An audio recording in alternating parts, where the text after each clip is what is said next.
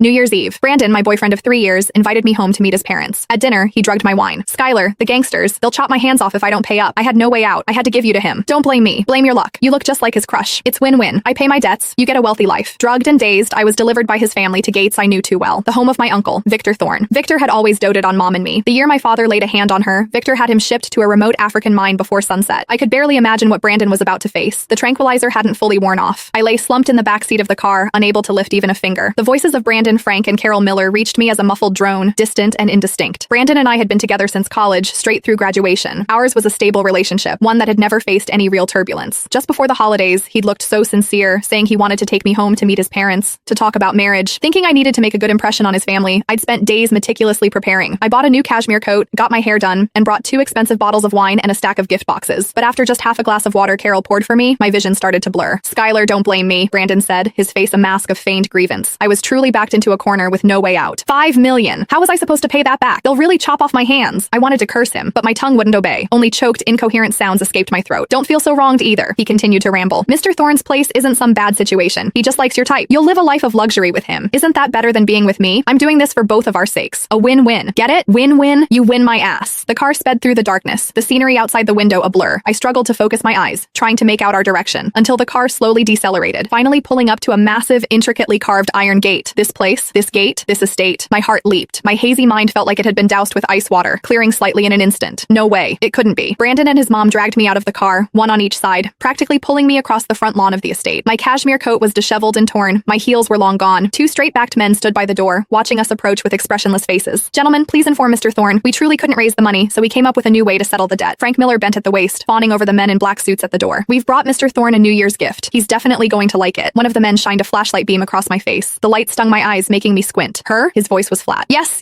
exactly. My son's girlfriend. Carol quickly chimed in, forcefully pulling my face straight. See? Doesn't she look exactly like the woman Mr. Thorne commemorates every year? We specifically found out about that. And she's a dancer. Very graceful. She'll be attentive to his needs. My stomach lurched. The man was silent for a few seconds, then gestured to a subordinate nearby. Go inform him. He turned back to us. Whether it works out or not, I can't say. Just come inside and wait. Thank you, sir. Thank you. Brandon nodded profusely, bowing repeatedly, as he dragged me towards the main house. By the time I was pulled into the parlor on the first floor, my legs had given out. I collapsed onto the cold floor. Mr. Thorne is with a guest. Wait here, the man said, then left. As soon as the door closed, Brandon immediately crouched in front of me, a mix of anxiety and calculation on his face. Skylar, help me out, just this once. He grabbed my shoulders and shook me. When Mr. Thorne comes, just say you came willingly. Please, I won't look down on you. I promise I'll treat you well afterward. I stared at him, unable to make a sound. Don't you dare stay silent. Carol also leaned in, her nails digging into my arm. If the Millers go down, you won't have it easy either. Brandon's your boyfriend. You should help him. Mom, don't scare her. Brandon faked a gentle reprimand, then turned back to me.